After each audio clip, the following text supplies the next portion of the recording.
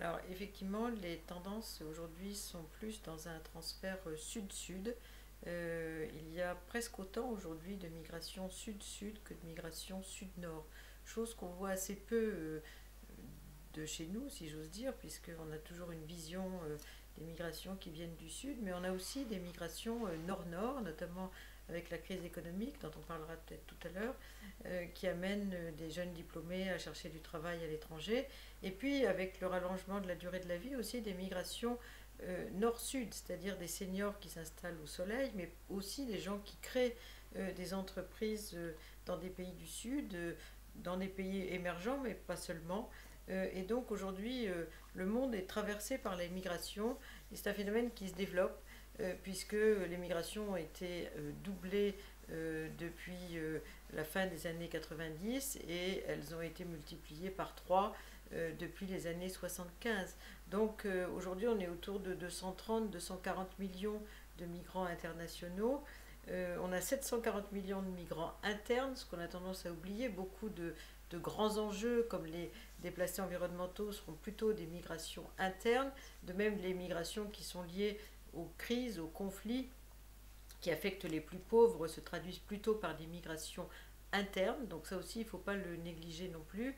Et puis, on a presque 1 milliard de touristes sur 7 milliards pour la population de la planète aujourd'hui. Donc il y a beaucoup de nouvelles tendances qui se sont développées récemment.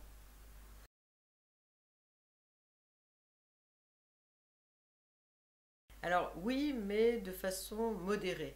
Oui, dans la mesure où on voit apparaître de nouvelles figures de migration, et notamment avec les diplômés des pays du Nord qui vont travailler ailleurs, soit dans d'autres pays du Nord, c'est ce qu'on appelle les migrations nord-nord, par exemple des étudiants européens qui vont chercher du travail dans un autre pays européen, ou qui vont aller, comme le Royaume-Uni par exemple, encore très recherché, mais aussi États-Unis, Canada, etc.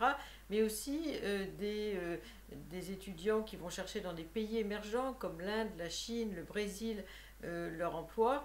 Et puis des doubles nationaux qui, profitant de la connaissance de la langue de leurs parents et parfois aussi de la nationalité de leurs parents, vont migrer, par exemple à Istanbul quand les parents étaient de la campagne anatolienne, ou à Lisbonne, ou plutôt au Brésil quand ils sont d'origine portugaise, etc.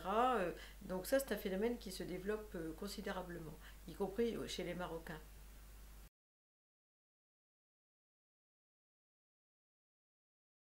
Alors les enjeux futurs, ça va être toute une série de phénomènes qui existent déjà.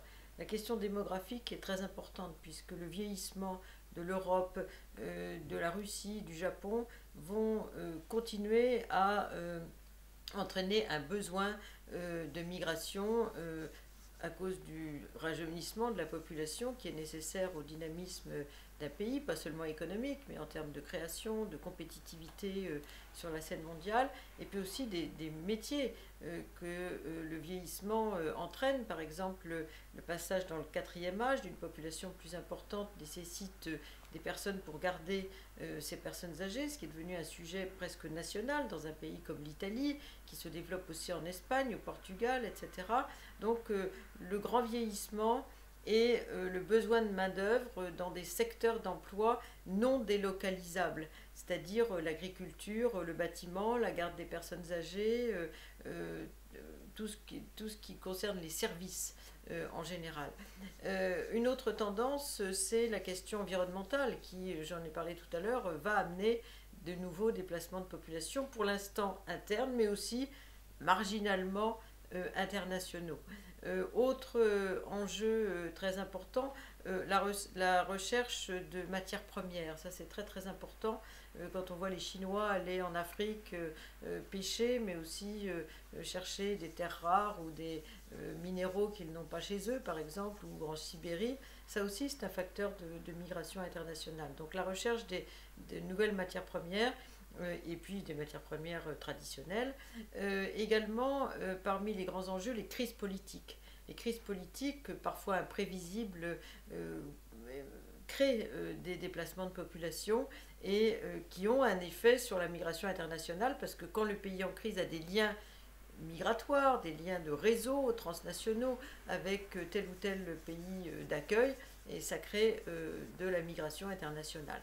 Donc ça aussi, c'est un élément très important, ce qu'on appelle les réfugiés, les personnes déplacées, les migrations forcées. Autre facteur également de migration, bah, le désir de vivre mieux, c'est-à-dire que les jeunes qui ne sont pas les plus pauvres dans les pays du Sud ont envie de réaliser leur vie et parfois ils considèrent que chez eux il n'y a aucun espoir. Donc ça c'est un facteur important de migration, de même que les gens âgés des pays du Nord considèrent que avec la crise, avec leur salaire de retraité, ils peuvent vivre dans des meilleures conditions au Sud que chez eux. Donc tout ça, ça va accélérer les nouvelles tendances migratoires.